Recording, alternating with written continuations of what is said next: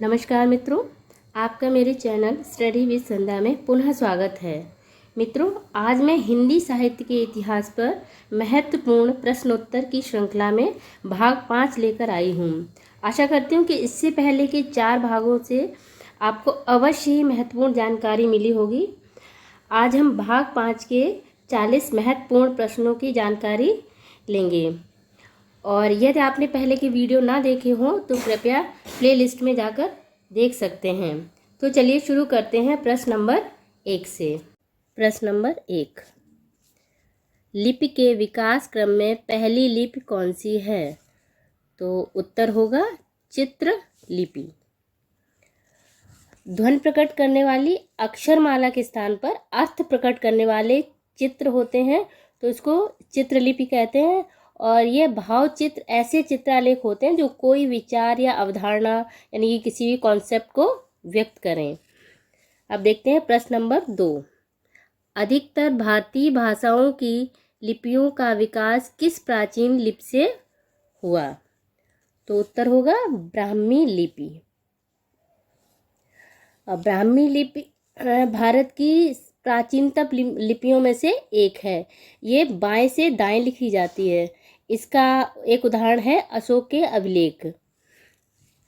प्रश्न नंबर 3, भाषा विज्ञान के किस खंड में पद से वाक्य बनाने की प्रक्रिया का वर्णनात्मक, तुलनात्मक तथा ऐतिहासिक दृष्टि से अध्ययन होता है? तो उत्तर होगा वाक्य विज्ञान। वाक्य विज्ञान में क्या होता है? वाक्य के क्रमबद्ध अध्ययन को वाक्य विज्ञान कहते हैं। प्रश्न नंबर 4, खड़ी बोली का दूसरा नाम क्या है? तो उत्तर होगा कौरवी। खड़ी बोली का मूल नाम ही कौरवी है। जब इसे मानक हिंदी के रूप में अपनाया गया तब इसे खड़ी बोली नाम दिया गया। अब देखते हैं प्रश्न नंबर 5। प्रश्न नंबर 5 है, अपभ्रंश को पुरानी हिंदी कहने वाले प्रथम लेखक कौन थे? तो उत्तर होगा चंद्रधर शर्मा गुलेरी।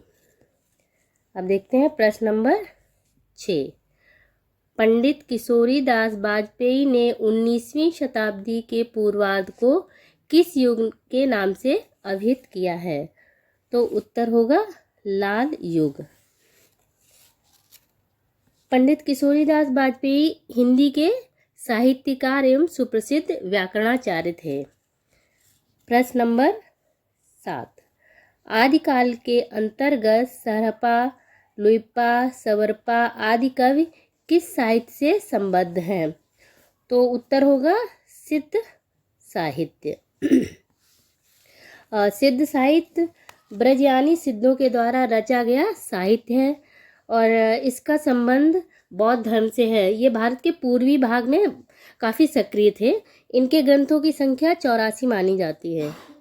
अब देखते हैं प्रश्न नंबर 8, आदिकाल की रूढ़ियों, परंपराओं और प्रवृत्तियों को समझने में किस पुस्तक से सहायता मिलती है? तो उत्तर होगा प्राकृत पैंगलम। प्राकृत पैंगलम प्राकृत पैंगलम क्या है? छंद शास्त्र का एक ग्रंथ है जिसमें प्राकृत और अपभ्रंश छंदों की विवेचना की गई है।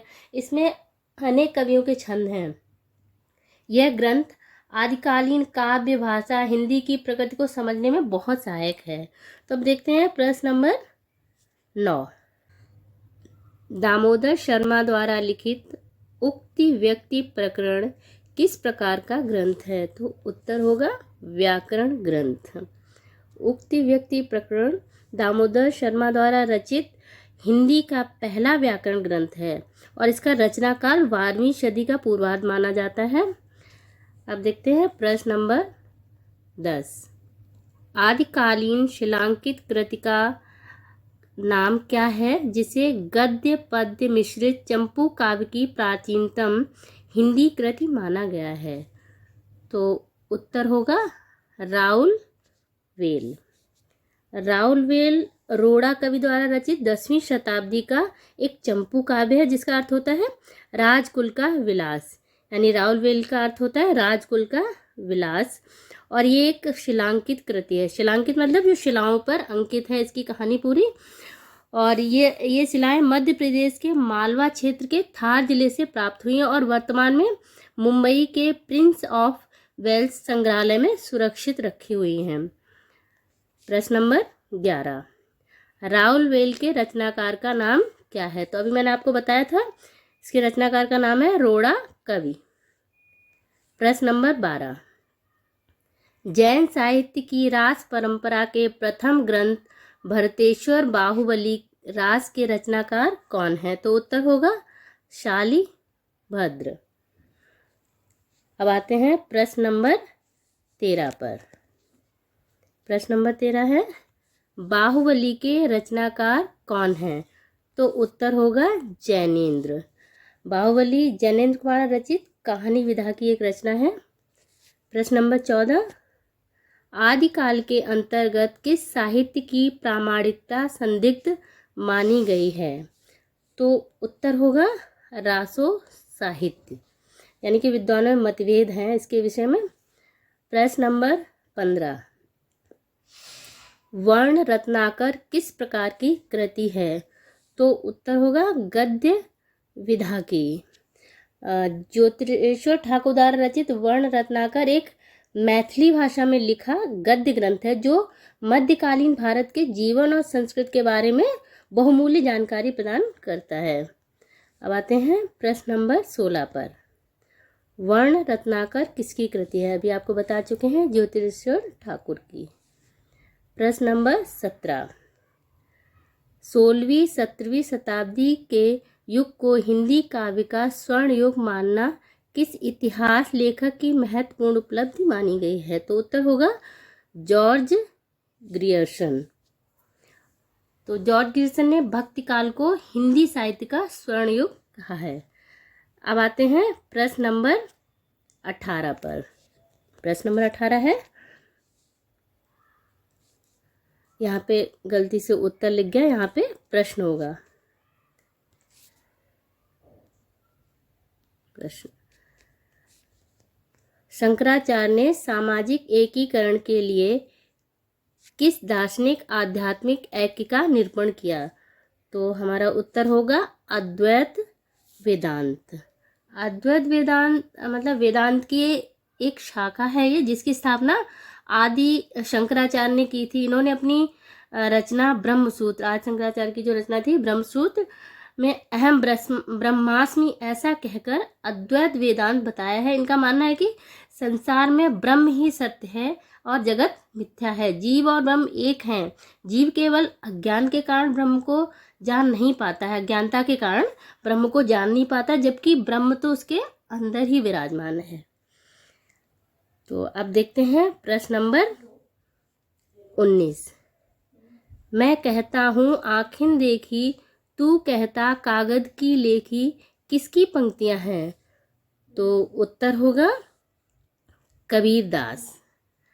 कबीरदास का दोहा है जिसका अर्थ है, तुम कागज पर लिखी बात को सत्य कहते हो किंतु मैं आंखों देखी ही कहता हूँ।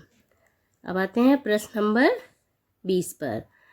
पद्मावत की भाषा क्या है? तो उत्तर होगा अवधी। पद्मावत हिंदी साहित्य के अंतर्गत सूफी परंपरा का प्रसिद्ध महाकाव्य है, जिसकी रचना मलिक मोहम्मद जायसी जी ने की है और दोहा और चौपाई छंद में लिखे इस महाकाव्य की भाषा अवधी है। अब देखते हैं प्रश्न नंबर 21, जाके प्रिय न राम वैदेही पंक्ति तुलसीदास की किस रचना से उद्धृत है? तो उत्तर होगा विनय पत्रिका। तुलसीदास जी द्वारा रचित विनय पत्रिका ब्रज भाषा में रचित एक ग्रंथ है।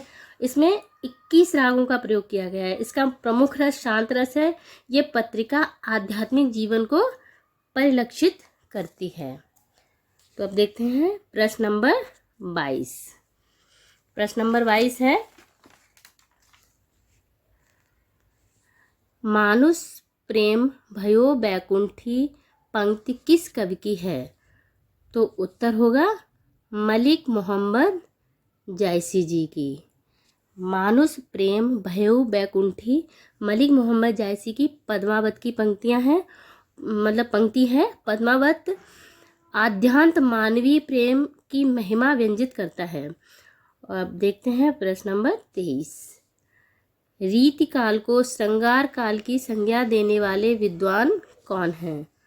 तो उत्तर होगा विश्वनाथ प्रसाद मिश्र। आचार्य विश्वनाथ प्रसाद मिश्र ने रीति काल को श्रृंगार काल नाम देते हुए 3 वर्गों में विभाजित किया है। एक तो है रीतिबद्ध, दूसरा रीति सिद्ध और तीसरा रीति मुक्त काव्य। अब देखते हैं प्रश्न नंबर 24। कठिन काव्य का प्रेत किसे कहा गया है? तो उत्तर होगा केशव को। आचार्य रामचंद्र शुक्ल जी ने केशव को कठिन काव्य का प्रेत कहा था। केशव को कठिन काव्य का प्रेत कहने के पीछे उनके काव्य में संस्कृत शब्दों की बहुलता है, ऐसा बताया जाता है। अब देखते हैं प्रश्न नंबर 25। ललित ललाम किसकी रचना है? तो उत्तर होगा मतीराम की। ललित ललाम रीतिकाल के प्रसिद्ध कवि मतीराम द्वारा रचित अलंकार ग्रंथ है। अब देखते हैं प्रश्न नंबर 26। तो प्रश्न नंबर 26 है, सुमित्रा नंदन पंत काव्य कला और जीवन दर्शन पुस्तक किसने लिखी है? तो उत्तर होगा सची रानी गुरटू ने। अब देखते हैं प्रश्न नंबर 27। महाप्राण की उपाधि किस कवि को मिली? तो उत्तर होगा सूर्यकांत त्रिपाठी निराला जी को। निराला जी के जीवन में अभाव ही अभाव रहे हैं, पर उनकी आत्मा में वसंत की खुशबू रची बसी थी और उस समय के सर्वश्रेष्ठ गीत निराला जी ने ही लिखे थे, इसलिए इन्हें हिंदी जगत इन्हें महाप्राण मानता है। अब देखते हैं प्रश्न नंबर 28। तो प्रश्न नंबर 28 है, हम दीवानों की क्या हस्ती है, आज यहाँ कल वहाँ चले, यह पंक्तियाँ किसकी हैं? तो हमारा उत्तर होगा भगवती चरण वर्मा। भगवती चरण वर्मा की कविता है दीवानों की हस्ती, तो उसी से ये पंक्तियाँ ली गई हैं। अब देखते हैं प्रश्न नंबर 29। हल्दी घाटी के रचनाकार कौन है? तो उत्तर होगा श्याम नारायण पांडे। श्याम नारायण पांडे। हल्दी घाटी श्याम नारायण पांडे द्वारा रचित भारतीय काव्य का विशालतम कविता कोश है। तो अब देखते हैं प्रश्न नंबर 30। विपथगा कहानी के लेखक कौन हैं? तो विपथगा कहानी के लेखक हैं अज्ञे जी। अज्ञे जी की कहानी विपथगा 1937 यानी 1937 में प्रकाशित हुई थी। प्रश्न नंबर 31। जिंदगी और जोंक किसकी रचना है? तो उत्तर होगा अमरकांत। जिंदगी और जोंक अमरकांत की प्रसिद्ध कहानी विधा की रचना है, जिसमें आर्थिक अभाव के कारण कोई व्यक्ति कितना टूट सकता है ऐसा दर्शाया गया है। अब आते हैं प्रश्न नंबर 32 पर। दुखवा में कासे कहूँ मोरी सजनी किसकी कहानी है? तो उत्तर होगा चतुरसेन शास्त्री। अब आते हैं प्रश्न नंबर 33 पर। धरती अब भी घूम रही है कहानी के लेखक कौन है? इसका उत्तर है विष्णु प्रभाकर। अब आते हैं प्रश्न नंबर 34 पर। एक पति के नोट्स के रचनाकार कौन है? तो उत्तर होगा महेंद्र भल्ला। एक पति के नोट्स महेंद्र भल्ला की उपन्यास विधा की रचना है।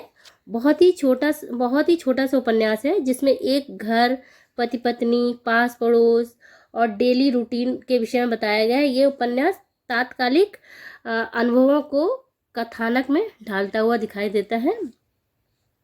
अब आते हैं प्रश्न नंबर 35 पर। तो प्रश्न नंबर 35। अमृतसर आ गया है किसकी कहानी है? तो उत्तर होगा भीष्म साहनी। भीष्म साहनी द्वारा लिखित कहानी अमृतसर आ गया है, ये भारत विभाजन के परिदृश्य पर लिखी गई है। इसमें शरणार्थियों के एक समूह का जो पाकिस्तान से भारत की सीमावर्ती शहर अमृतसर की यात्रा के दौरान जो भयानक, भयावह और विनाश की स्थितियां पैदा होती हैं, उनका वर्णन किया गया है। तो अब देखते हैं प्रश्न नंबर 36। बिहारी सतसई पर किसका प्रभाव दिखाई देता है? तो हमारा उत्तर होगा गाथा सप्तशती का। बिहारी सतसई पर गाथा सप्तशती का प्रभाव दिखाई देता है। प्रश्न नंबर 37। यामा किसकी रचना है? तो ये तो बहुत ही प्रसिद्ध रचना है और सभी को पता होगा कि यामा महादेवी वर्मा की रचना है। और इसमें महादेवी वर्मा की 4 कविताओं का ये संग्रह 4 कविताओं का संग्रह है। इसमें जो है निहार रस्म, नीरजा और सांदगीत, उनका संकलन है इस यामा नामक इनके प्रसिद्ध काव्य ग्रंथ में। और यामा के लिए सन 1982 यानी 1982 में इन्हें हिंदी साहित्य का सर्वोच्च सम्मान भारतीय ज्ञानपीठ पुरस्कार भी मिला था। अब आते हैं प्रश्न नंबर 38 पर। प्रकृति का सुकुमार कवि किसे कहा जाता है? ये भी बहुत आसान है, ये भी सबको पता होगा कि प्रकृति का सुकुमार कवि सुमित्रा नंदन पंत को कहा जाता है। और क्योंकि इन्हें प्रकृति से बहुत अधिक लगाव था और अपनी समस्त कृतियों के लिए जो उनको प्रेरणा जहाँ से मिलती थी वह प्रकृति से ही मिलती थी, इसलिए इन्हें प्रकृति का सुकुमार कवि कहा जाता था।